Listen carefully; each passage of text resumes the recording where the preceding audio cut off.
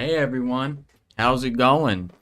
I can see there's a lot of you right now actually, and it looks like you guys all want to stream, but there's actually a problem with that.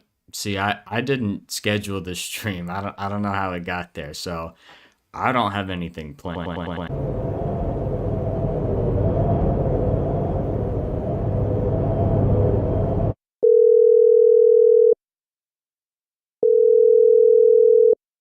We're bleeding on every end. Is Phaleur still trapped?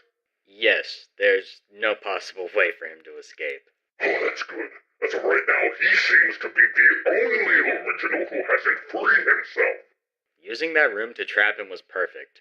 It wouldn't permanently hold the PNG tubers, and Johnny's clone insisted on killing him. I didn't need to do that. Knowing he's trapped with no way of escape is good enough for me. It's actually pretty funny. Yeah, that is actually pretty funny. How long has he even been in there? Almost 1 week our time, but with the time dilation, almost a year in there. Alright, I have other matters to attend to. Keep doing your work. He's not gonna escape. He's never gonna escape. I trapped him in his worst nightmare. A low quality YouTube stream. They're gonna see him and they're gonna see the quality of the video, the bouncing DVD logo, and they're gonna hate him. He's ruined and I've won.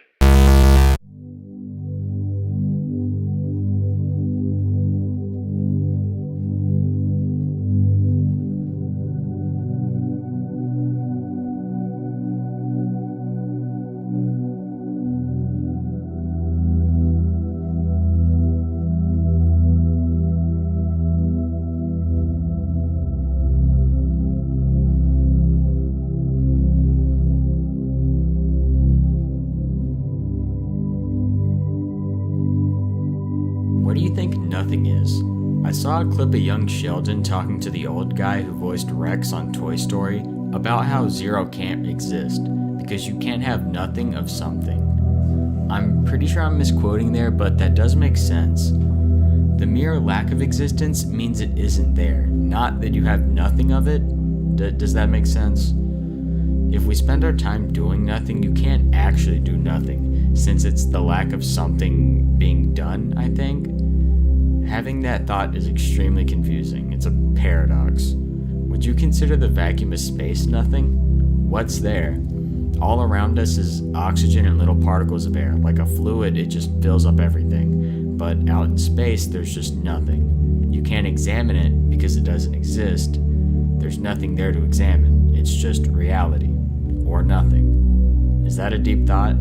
Because that actually seems profound. But does space exist? Not the space between you or another object, like outer space. It's so weird to think that the vacuum has nothing there. No oxygen, no atoms, or rocks. It's only the stuff we exist in now, with everything around us. But what is it? I'd like to know, but it feels like one of those questions that would kinda solve the meaning of existence or how we got here or something. And I don't think that question is anywhere close to being solved.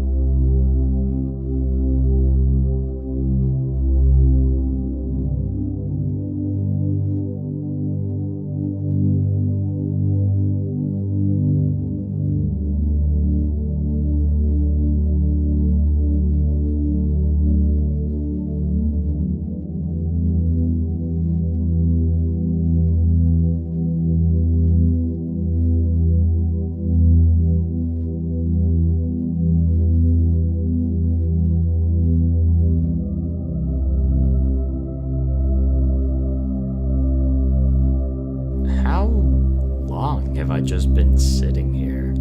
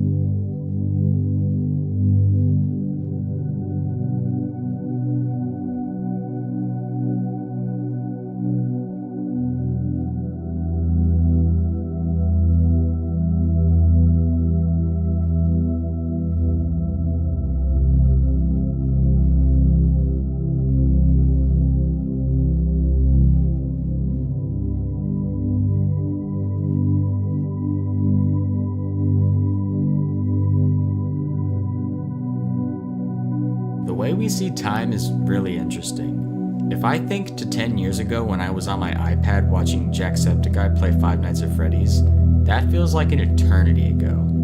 But if I think of right now in this moment, it happens so fast that it's literally impossible to think of before it's gone. I think that train of concept can lead into the concept of death, what that means or the inevitability of it and all, but for right now I'm gonna stay on time. Waiting in line somewhere feels like genuine torture, to me at least.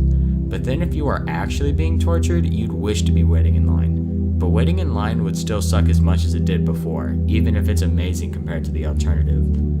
I kinda have an experience with that. One time I was in the hospital for like 2 days, and I remember how selfish I was not to be chilling every time I was just at my house doing nothing, since home is comfortable and calm, and a hospital is the opposite of that.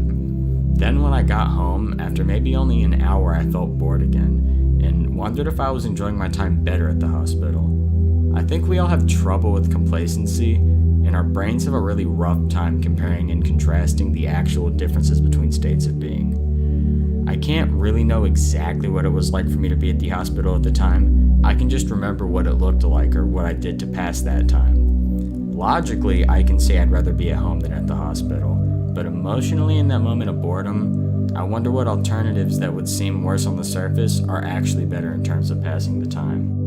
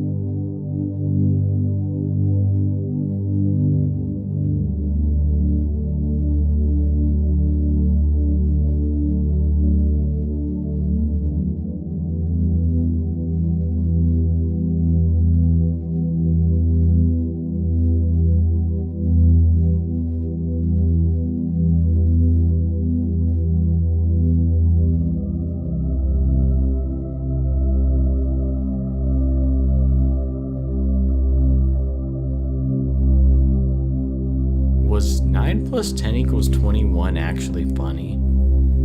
I mean, I find it funny now, but ironically, who watched that video and was like actually laughing at it?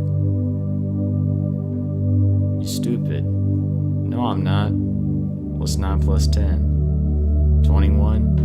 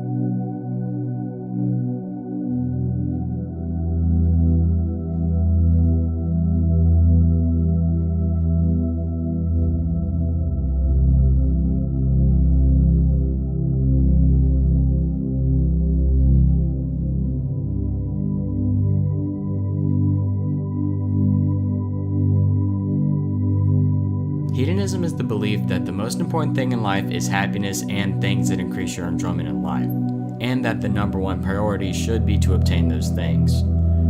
On the surface, and when I first heard of this concept, I thought that was dumb. Why would you only want to chase things that make you happy? Eventually, you'd end up in bad situations because you didn't do the things you needed to get done. But after thinking on it for a while, I actually think any other train of thought seems unappealing. What was the happiest moment in your life? Like if your life, the entirety of it, was put on a line chart and went up for happy and down for sad, where would that graph have its absolute high point so far? Technically speaking, we've all had the happiest day of our lives so far, but what if that was the happiest day of our life? That was the peak and it's all downhill from here. That sounds sad, and I don't think anybody really wants that. We all work for newer happiest days, and in that sense, wouldn't we all want to be hedonists? Not in every single moment of every day, but if you look at the chart over the course of many years, we'd want that to steadily go up, not down. Happiness is a pretty odd concept by itself. What even is happy? I feel like it's the lack of bad emotions as opposed to a surplus of good emotions. You don't call something a sad day when nothing bad happens. You call something a sad day when your pet dies, or when you fail a test, or when any other misfortunate event happens. Whereas a happy day is usually a day where things go fine and you don't find yourself meeting many worries. Certain things make us happy, but overall happiness is less about what actually makes us happy and more about how not bad our lives are. Going back to the chart, if you're the same level of happy every day, your life flatlines, figuratively and literally. You won't be enjoying it anymore, and you're looking for something new. There's been billions of us across the lifespan of humanity. Surely one of us has found the secret to happiness, right?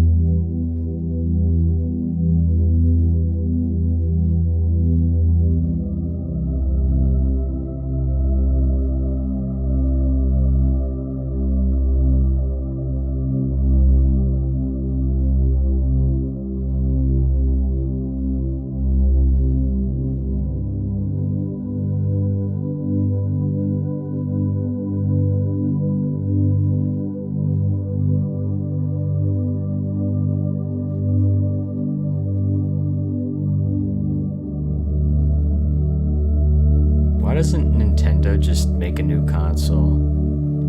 I'm getting kind of tired of how underpowered the Switch is.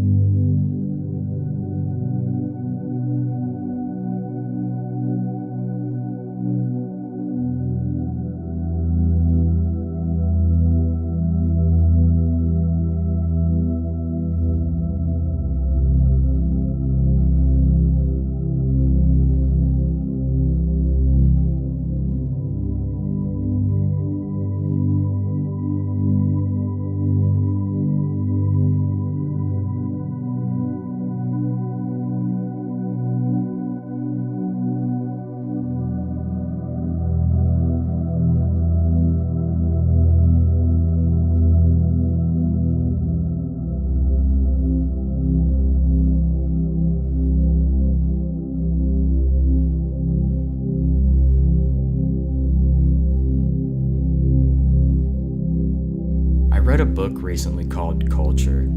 It's some piece on what human culture is and how to define it that was written by a professor. And I'm not really interested in it. I got it since I decided to opt out of going to college for the time being, and figured even if I'm not going, I should read some college books. But man, is that book boring. The concepts in it are interesting, and some thought puzzles that are proposed make me think, but overall I find myself disinterested and have a hard time getting through it. It's not like I don't read. Something like Dale Carnegie that interests me, I can blow through kinda fast. But with that book, I've been working on it for a while and it hasn't gotten any easier. I wonder if the book will make me smarter or if it'll just act as a time waster between me reading this book and me reading the next book that decides to stay in my brain. The concept of books making you smarter is interesting to me. What actually is smarter?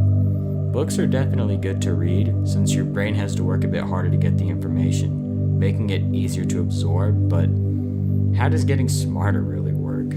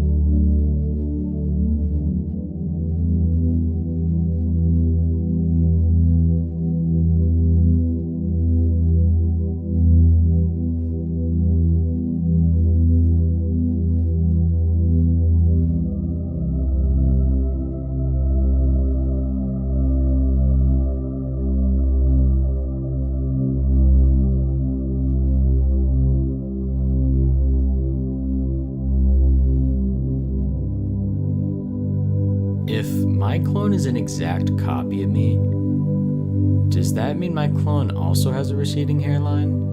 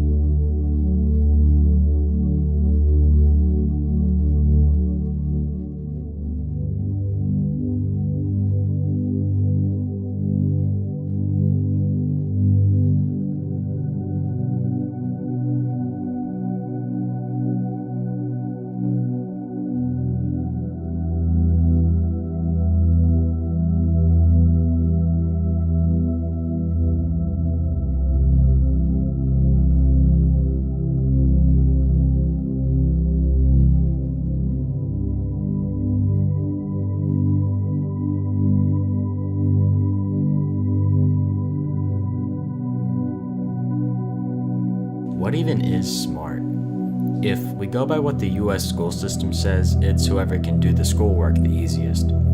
If we go by what the economy says, it's whoever can successfully do something that makes them financially successful. Then science says it's IQ, or at least it did. I've seen a few TikToks saying the IQ system is outdated and science doesn't back it anymore, but I haven't seen any actual information, so I can't confirm that. The simplest way to think about getting smarter is definitely to consider it like a video game, where the bar slowly goes up over time. But it's not like we get more brain cells and neurons. The anti-drinking ads on TV told me that we never get any new brain cells and neurons. With smart being such a relative term, I don't think getting smarter can really happen. You just know more about certain topics. Maybe the ability to learn itself could be getting smarter, but outside of that, nah, no way. We all got our own smarts, and I don't think anything is definitively better than another thing. Except for people who can be doctors. Genuinely opening somebody up, then fixing their insides, is an art form I think we can all appreciate. Statistically, a lot of people get surgeries, I think. Other than that, though, being smart is pretty relative.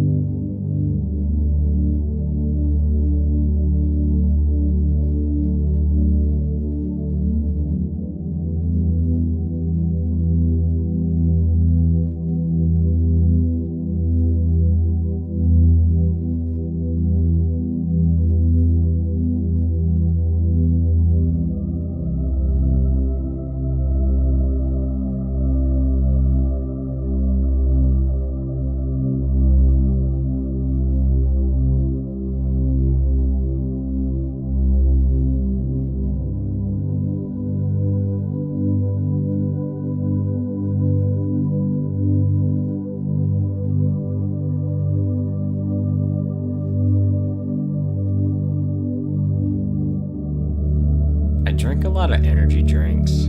That probably isn't good for me.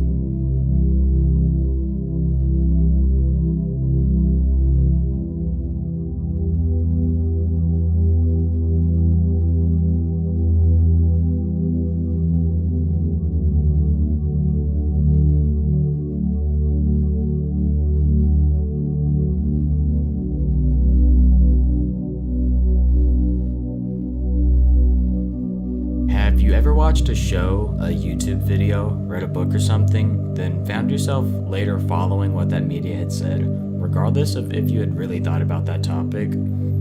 I definitely do that a lot. We absorb so much information constantly, not even voluntarily. So many advertisements get shoved in our face, which has been proven to alter our spending habits. It's seriously a whole science. People are just paid millions to study it so companies can get us to buy their products more. Just sitting and thinking alone for long periods of time can act as a mental reset, and it connects us to ourselves more. There's this channel I watch, and they made the point that people who go on long trips to find themselves don't come back with that sense of ambition because of the trip. They come back with it because they spent time alone with their thoughts.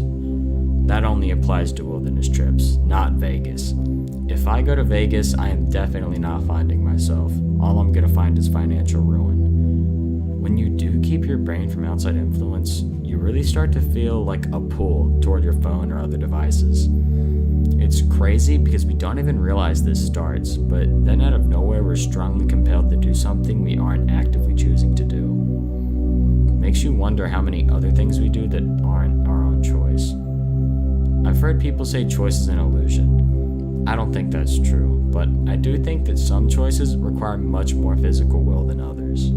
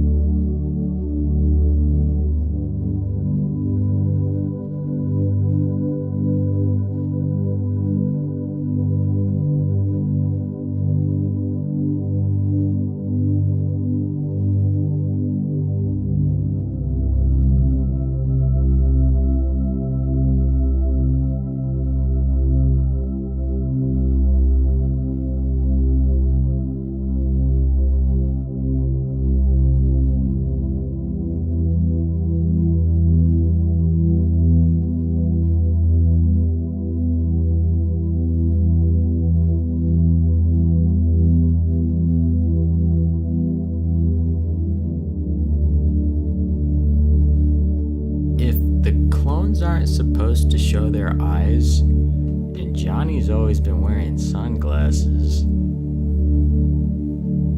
Nah, that's silly.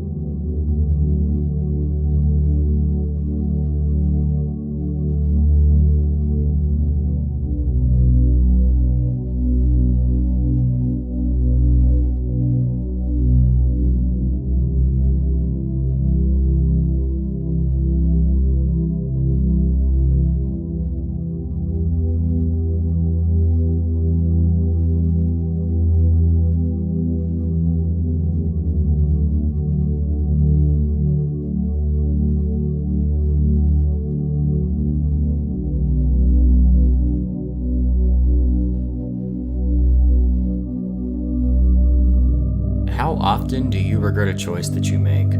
I'd say once a week I regret a choice, but that's usually when I eat a ton of junk food, then feel terrible afterwards. Sometimes I think I regret choices, but then way after I don't regret making that choice because I really learned from it. A good example is when I decided to delete the folder in my computer labeled OneDrive since I needed more space and I thought I didn't use OneDrive. In doing that, I deleted almost all of my files, including a few of the videos I had been working on at the time, and I was pretty bummed out about that. But because of that choice, I now know to be more careful and actually watch what I'm doing. Choices are something we can spend a lot of time thinking about, but also something we can spend no time at all thinking of. We make so many choices in a day: what to wear, what to eat, what to do when we first wake up, and none of them even really get any thought. We just do them autonomously, like a robot. Then we spend an insurmountable amount of time on choices like what to spend money on. What exactly makes one choice worth spending more time on than another? It seems really simple. Something like what video game to buy has the added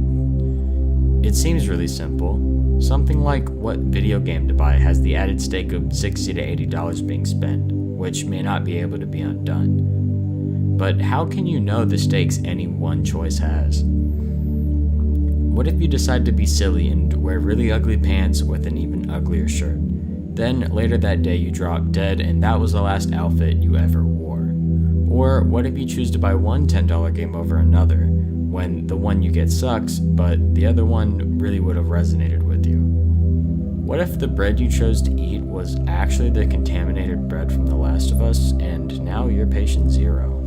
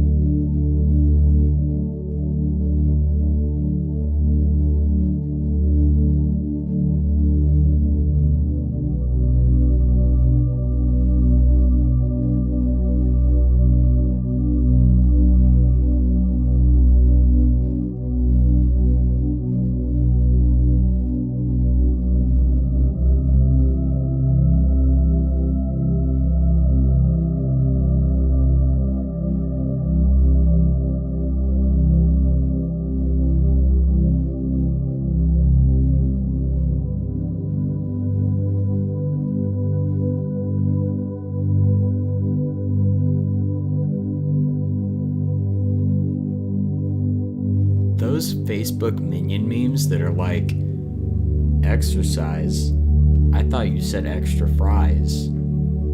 Those are funny. A lot funnier than 9 plus 10, honestly.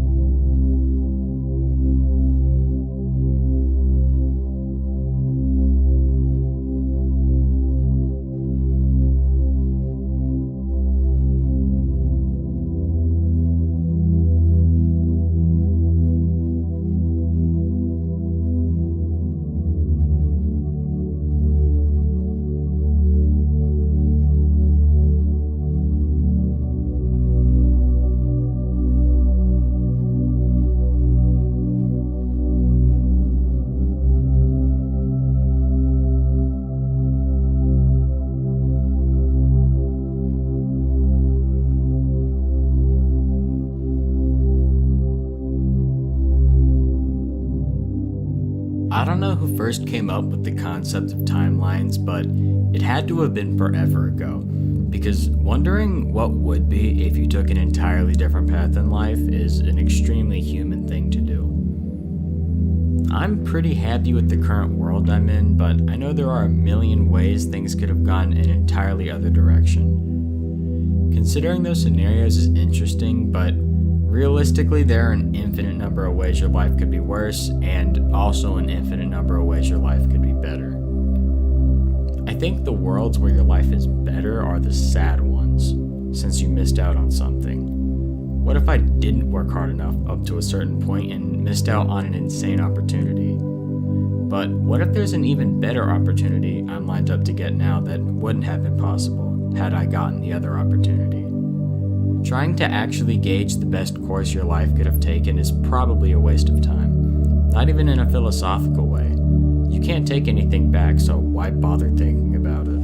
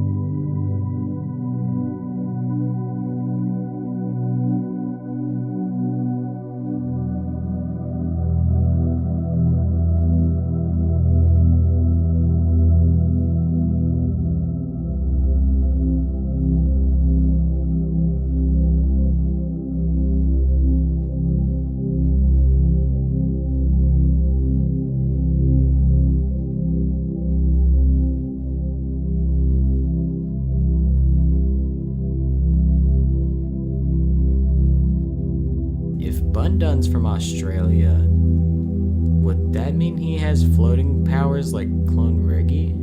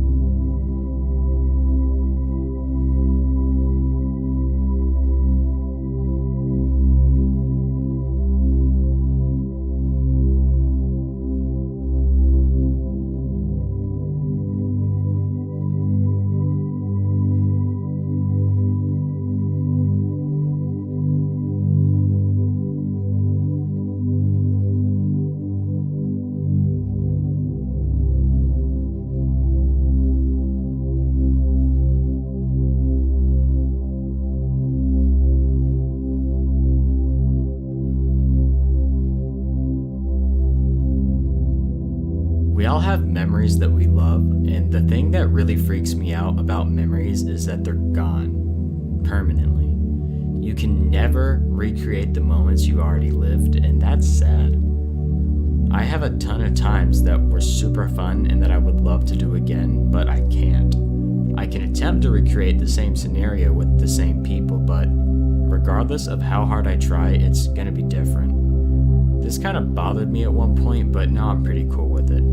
The idea of the permanence of time really hits the hardest at 5 a.m. It's late, you're not feeling the best, and life is just gonna keep on keeping on. Regardless of how you feel, you don't get a break. You don't get a rewind. You're inside of right now, and back then it's gone. In that sense, time and the passage of it feels extremely, impossibly slippery. It's less like sliding down an icy road and more like falling forever at terminal velocity. You're at the max speed with no possible way to slow down, and regardless of how far up you look, what's above you only goes farther, and what's under you only gets closer. You stay at that speed forever until you hit the ground, of course.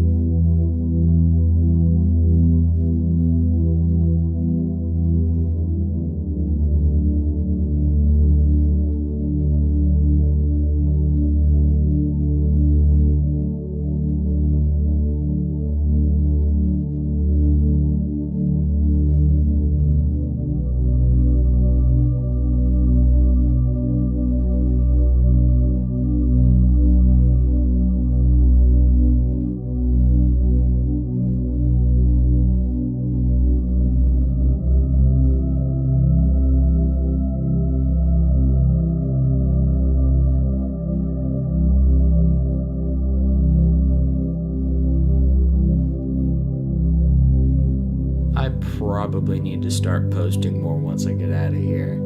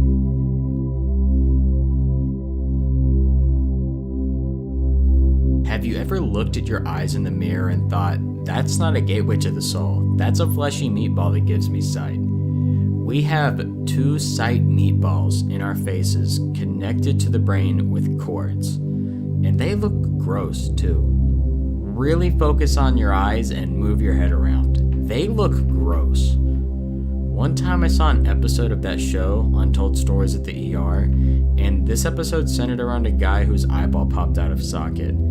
And that's a lot more horrifying than people give credit. I mean, your eye is outside of your head, dangling by a thread. You can't move it because the muscles aren't connected anymore. And you can't close your eye because the eyelid is behind your eye. Imagine experiencing something genuinely scary and you cannot shut your eyes to hide from it. You're just forced to watch. Eyeballs are actually stuck in your head pretty good though. Like, the possibility of your eyeball popping out is almost impossible. I think that episode of Untold Stories from the ER was fake, much like all of those shows. I saw some show that pretended to be a documentary on fictional creatures, but I didn't know it was fake. Being a kid, you really believe a lot of fake stuff, like your eyeballs popping out of your head.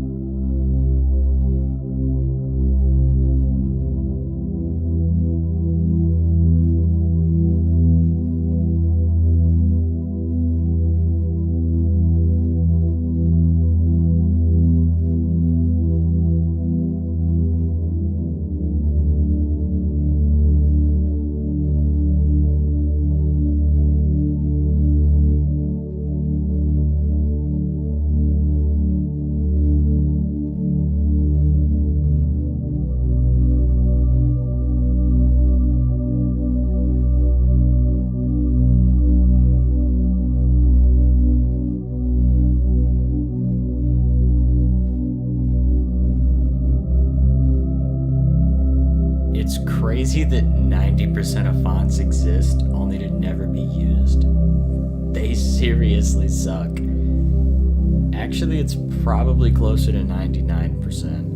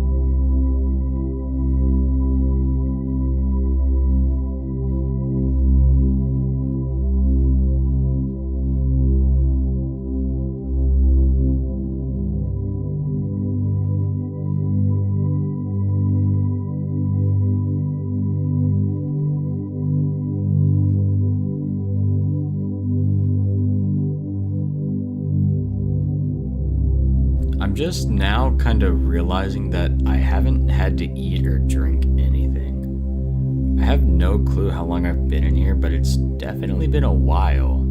And I haven't had to eat or drink or even use the bathroom for that matter.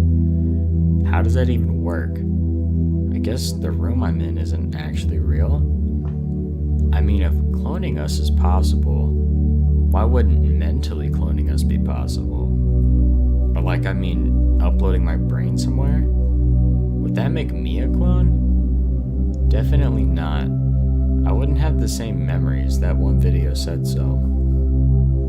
Where am I then? How does this place even exist? Why am I blue? All questions to be pondered in the future.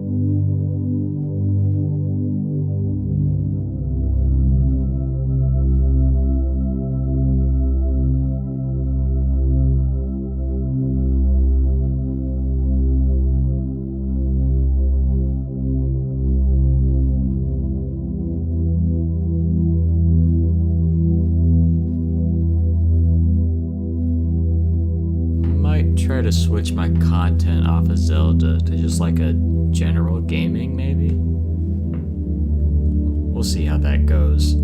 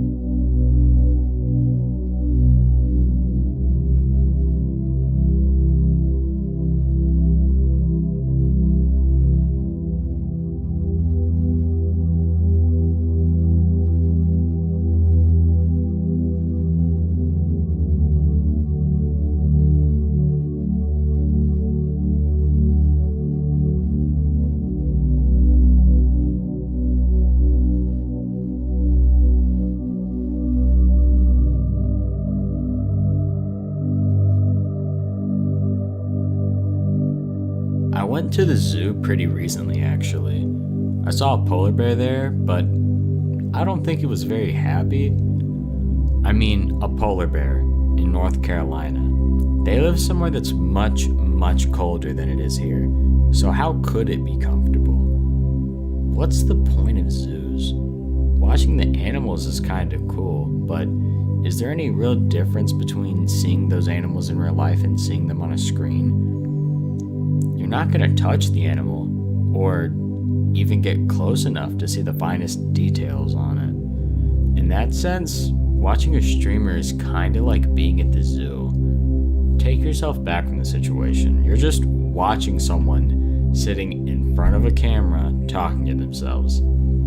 If we saw animals talking to themselves, we'd be freaked out. Animals can't even talk. Regardless of if you're watching an animal or a person, you're probably compelled to ask, what are they thinking? Unless you're watching XQC. He's thinking Cheeto.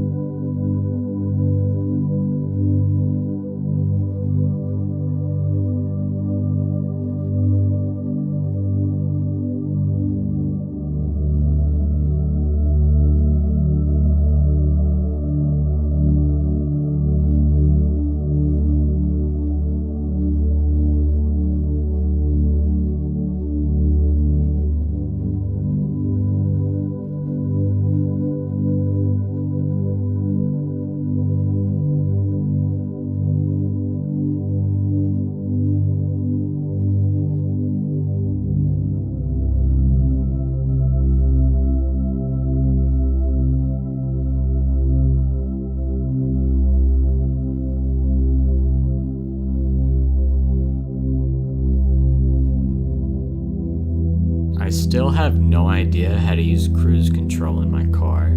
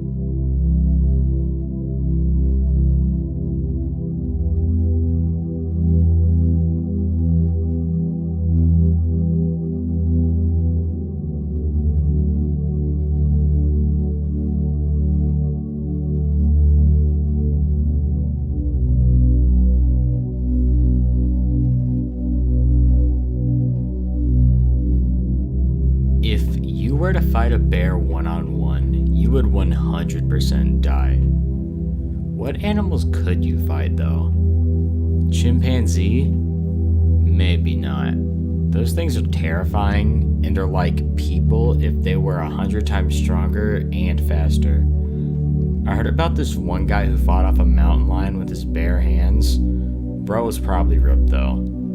I think I could reasonably take on a house cat and then anything smaller. Above that though, definitely a deer if I had prep time. Not a horse though. Those things are scary strong. They are strong. Strong. Me versus a fox though, I could pull out the dub.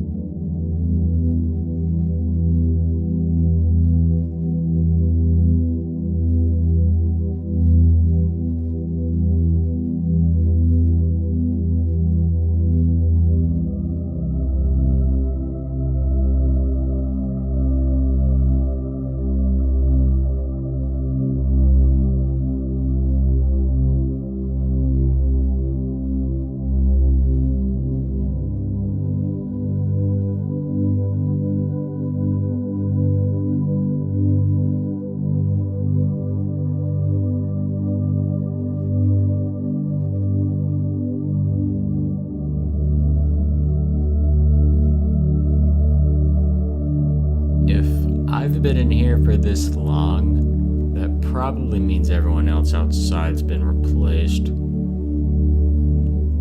I think I'm gonna be stuck here a while.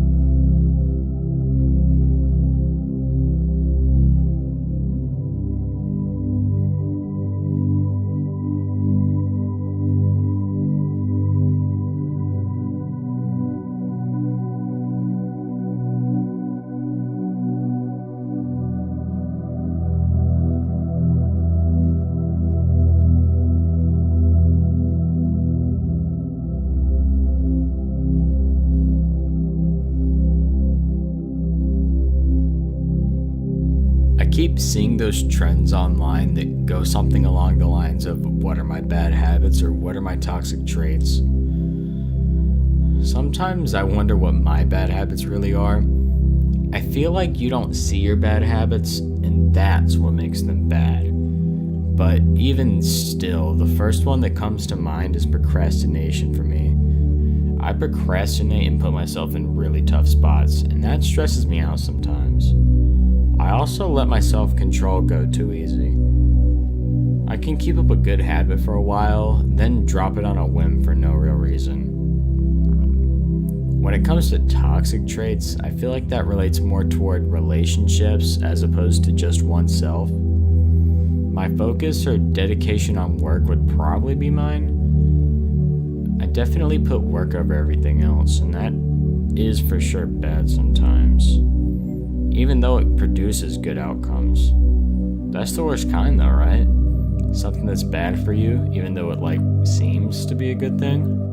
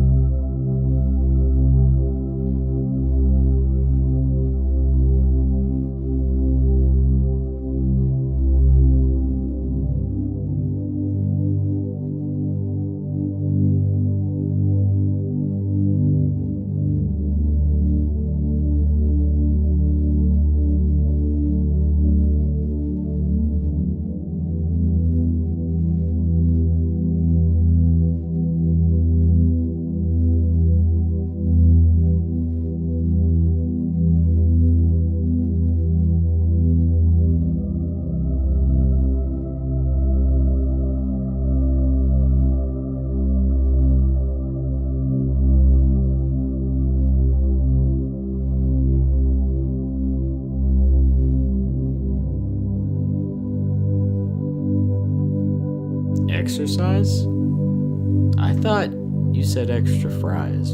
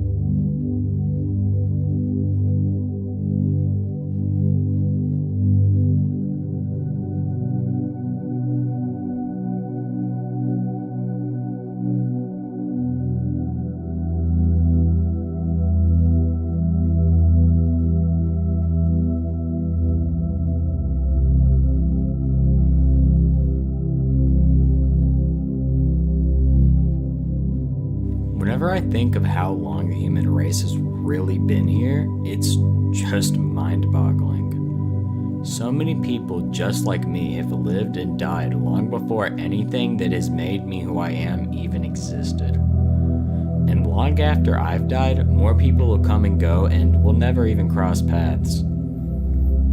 If we've been around here for thousands of years, and I only get 90 max, that leaves a lot of room for things I'm gonna miss. I can't predict the future, so I don't know exactly what I'll miss, but it'll definitely be something. I wouldn't mind missing any of the bad stuff, but that feels selfish to say. I'm only sad to miss out on the good things, not the bad things as well. Life isn't Burger King. You can't have it your way. I think everything has a trade-off, one way or another.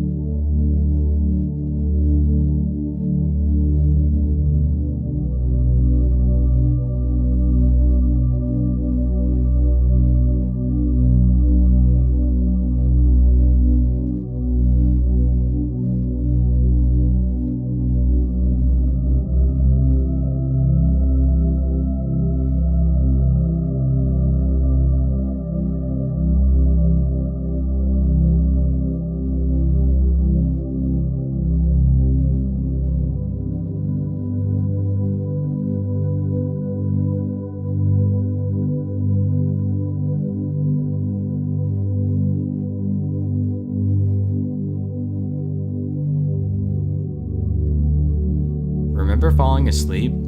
You don't. It's pretty funny because you do remember the time you spend trying to fall asleep, but once you do, it's a complete blackout. No memories. I remember in middle school being really fascinated by this. The idea that stuff just happens and it's almost like it never did just because I don't remember is kind of silly in a way. If you have surgery, they put you under and then you're right back, like the snap of a finger. The surgery happened, you just weren't there for it. Or childhood. All this stuff happens that we don't remember, even though we were little kids interacting with the world as a lesser version of ourselves than we are now. Nearly every day of kindergarten, first, second, and third grade, gone from existence, minus a few key moments that stuck with us. Did that really happen though? If everyone who was in your classroom on March 7th of 2016 completely forgot that day happened, did it happen? You can prove the actual day itself happened, sure. But what about the contents of it? Anything at all that happened to you or every single other person you interacted with that day? I mean, it's still real, obviously, but you just can't prove it.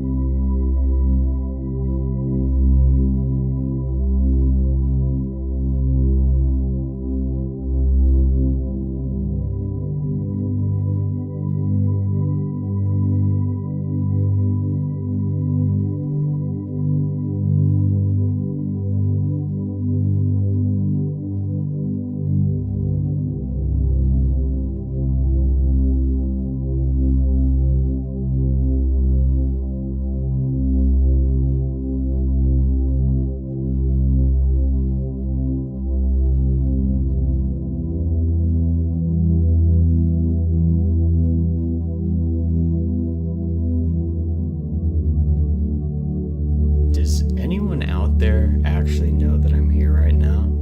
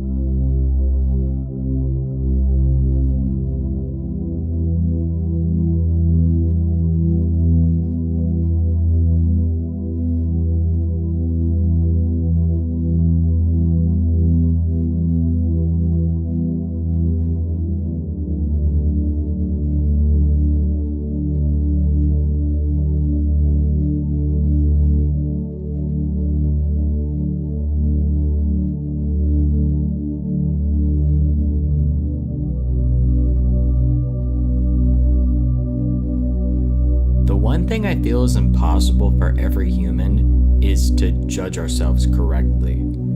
You either overestimate yourself or underestimate yourself, and you don't get the middle ground. I mean, they both have pros and cons. Overestimating yourself leads to an ego and a lower regard of others, but it does help you succeed and overcome obstacles.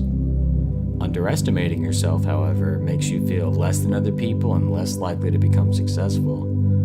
But you are more compassionate to others and avoid conflict well. Of course, those aren't mutually exclusive to each other, but it doesn't change the fact that we can't do it. We can't properly judge ourselves. Maybe others as well, but I haven't decided on that one.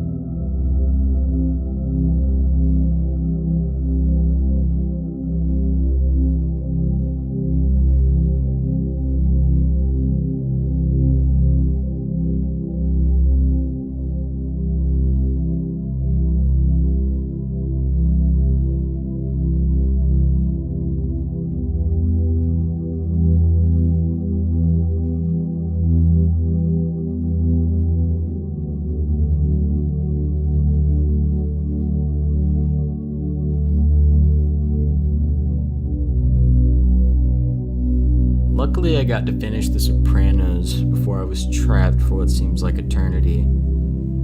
If I never got to see that ending, I probably would have been pressed.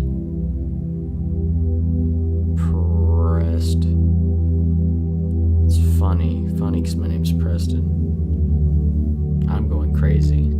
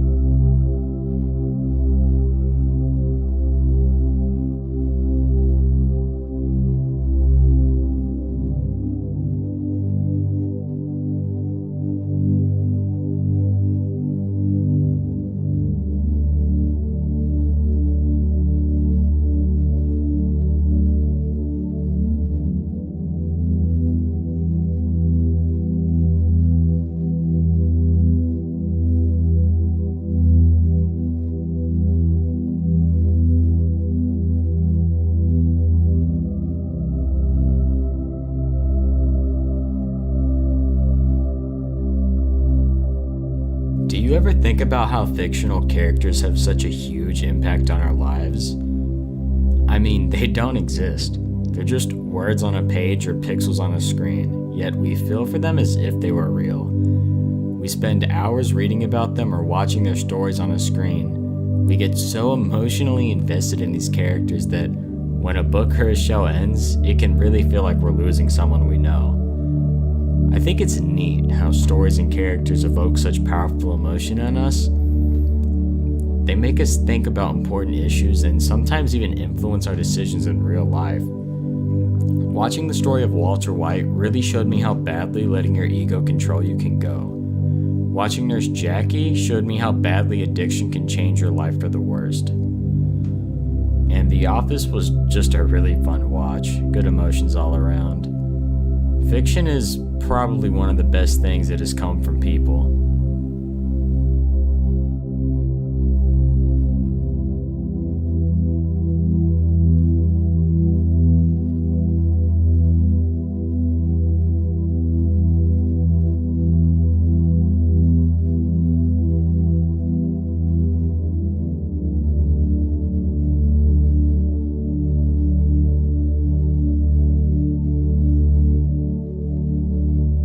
Aren't fans just fast air? Yo, what? The lights are gone.